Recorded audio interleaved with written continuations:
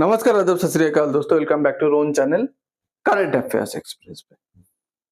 तो गाइस, आज हम लोग बात करेंगे शेख हसीना के बारे में। पूरा डेवलपमेंट आ चुका है, किसके पीछे कौन था, जो भी थ्योरीज था बाहर आ चुका है। तो मैं आप लोग के लिए वीडियो लेकर देखिए, बांग्लादेश आउटस्टेड लीडर मतलब बांग्लादेश से जो लीडर बाहर चले गए हैं शेख हसीना, उसको डेथ सेंटेंस दे दिए गए, मतलब मृत्यु दंड, मतलब फांसी की सजा सुनाई दी गई।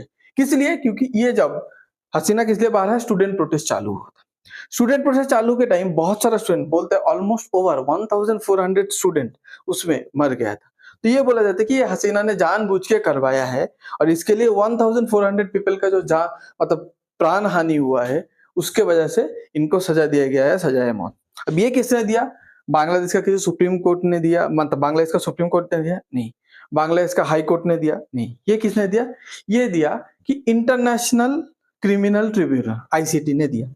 अब सोचेंगे ये इंटरनेशनल कोर्ट है? नहीं, बांग्लादेश का खुद का एक निजी कोर्ट है, जिसको बनाया गया था कि बांग्लादेश लिबरेशन वॉर के टाइम जो बांग्लादेशी गद्दारी किया था और पाकिस्तान का साथ दिया था, उन लोग को मतलब सजा दिलाने के लिए ये कोर्ट बनाया गया था। और यही कोर्ट पे हसीना का मतलब ट्रायल हुआ था। तो इसको मानने के लिए कोई भी, बांग्लादेश छोड़ के कोई भी फॉरेन कंट्री मानने के लिए मतलब मजबूर नहीं है। ठीक है, अब इंडिया क्यों मानेगा इसको?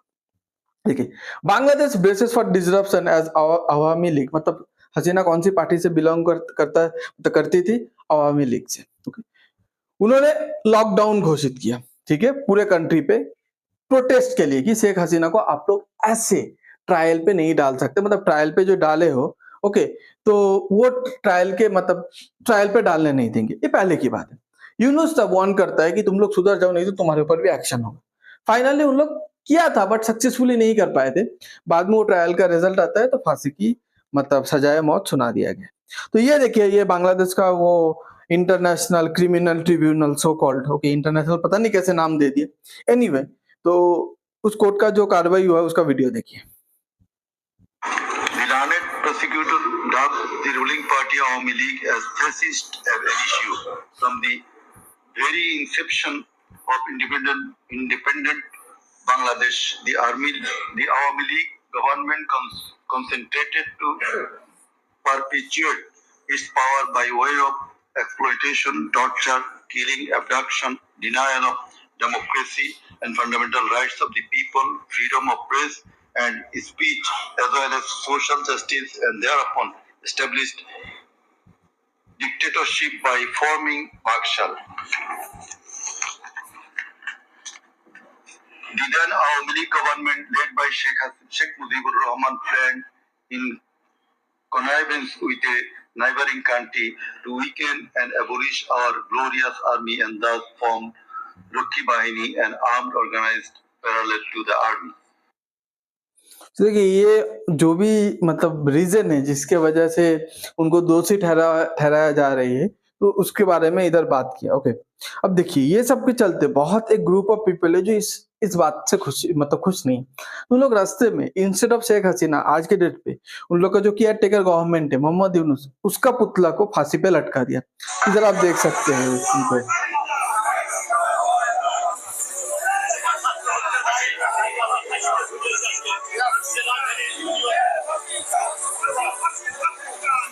So they are literally asking Yunus sir फांसी चाहिए, means we want okay death sentence for Yunus।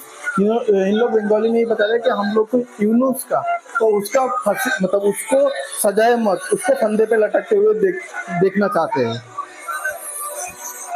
तो देखिए, उसको जूतों से भी पीट रहा है। मतलब बांग्लादेश का हर एक बांग्लादेशी खुश नहीं है आज के डेट पे। तो गाइस देखिए, आज की डेट पे बहुत सारा मीम भी हो रहा है कि ये बांग्लादेश को पूरा तबाही की रास्ते पे लेके जा रहा है। ठीक है, इसके पीछे किसका हाथ है? ये यूनुस को यूज कर रहा है। कौन यूज कर रहा है? एक साइड पे पाकिस्तान का आईएसआई है, एक साइड पे अमेरिका का सीआईए है। ये दोनों मिलकर बांग्लादेश को, जैसे पाकिस्तान एक मतलब लाइक कैसे, मतलब क्या बोलेंगे, अगर पाकिस्तान को कुत्ता भी बोलेंगे तो शायद वो कुत्ते का मतलब इंसल्ट हो जाएगा। ठीक है, उन लोग उससे भी नीचे, ऐसे वो अमेरिका का बन चुका है। ठीक है, पालतू जो भी रखना है रख लीजिए, पालतू सुअर।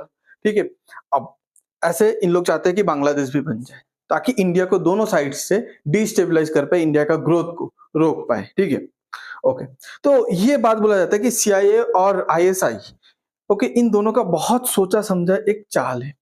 अब इससे बचने के लिए क्या करना चाहिए इंडिया को? और देखिए पाकिस्तान को तो हम लोग हैंडल कर लेंगे, ऐसा नहीं कि बांग्लादेश को हम लोग हैंडल नहीं कर पाएंगे, बट क्या है ना, हम लोग को वॉर पे जाएंगे तो भले ही 10 रुपए एक्स्ट्रा खर्चा होगा ना, तो वो 10 रुपए हम लोग डेवलपमेंट पे लगा सकते हैं। तो पाकिस्तान का क्या है, उसका तो टूटना तय है। बांग्लादेश भी टूट सकते हैं अगर ऐसा चला तो। बांग्लादेश का मतलब वो हो रहा है ना, कॉफिन पे हर एक नेल लगा रहा है, अभी भी final nail in the coffin लगाया नहीं है, मतलब कील ठोका नहीं है, आखिरी कील। तो ये जो ताबूत पे आखिरी कील वाला है ना, ये नहीं चाहते, क्योंकि पड़ोसी जब जितना भी मतलब कैसा भी हो, कितना भी हो, जब वो डिस्टेबलाइज होता है ना, उसमें से इन्फिल्ट्रेशन होता है। इसको रोकने के लिए मतलब एक आपके कंट्री का डेमोग्राफी चेंज होने लगता है। ठीक है, तो ये हम लोग को नहीं करना है। कहीं ना कहीं अंदर ही अंदर प्लानिंग करके, RNAW के साथ प्लानिंग करके, ये जो गवर्नमेंट है, यूनुस का गवर्नमेंट, उसको टॉपल करना है, करके शेख हसीना को फिर से वापस लेके आना है। और शेख हसीना एक बार वापस आ गया ना गाइस, मैं आपको क्लियरली लिख के बताता हूँ, ये इंडिया को सब कुछ दे देगा। बोले तो बताओ, इंडिया अगर बोलेगा पूरा बांग्लादेश चाहिए तो दे देगा, क्योंकि आज के डेट पे जब ये फांसी की सजा वगैरह चल रहा है, ठीक है, यूनाइटेड नेशन रिग्रेट किया है, मतलब यूनाइटेड नेशन बोला है नहीं नहीं नहीं, ये गलत बात है। ठीक है, आपको ऐसे फांसी तो नहीं देना चाहिए, उसके खिलाफ अच्छे से ट्रायल हुआ ही नहीं।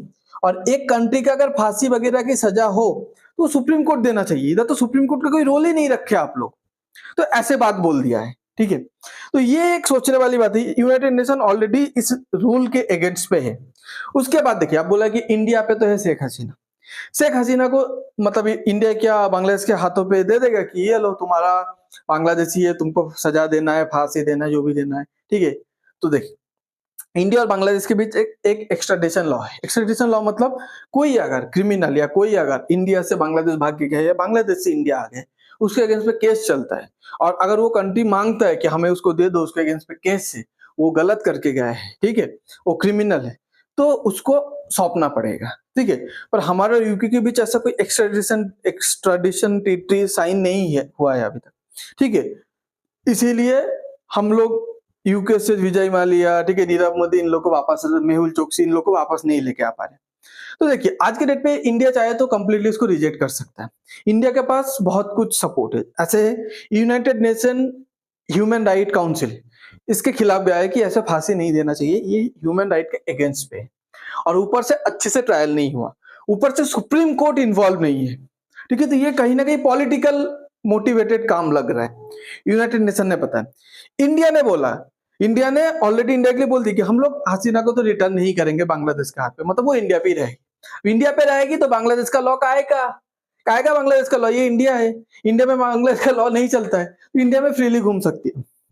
ठीक है, बांग्लादेश में कोई माहौल बन जाने दो, उसका जो भी प्रेसिडेंट वगैरह जो भी हसीना के अगेंस्ट पे है, कोर्ट का जज वगैरह सबको हटा देने दो, फिर हसीना एंट्री मारेगी एज अ पीएम, और किसी को पीएम बना देगी वो जिसका मतलब कंट्रोल हसीना के हाथ पे रहेगी, और वो हसीना का जो भी सजा है माफ करवा देगा। ऐसा ही होगा, देख लेना। ठीक है, तो आपको अगर ये वीडियो अच्छा लगता है तो please like share and subscribe. आप पूरे इंसिडेंट के बारे में क्या सोचते हैं प्लीज कमेंट पे बताइएगा। Thanks for being here, your time really matters. God bless you.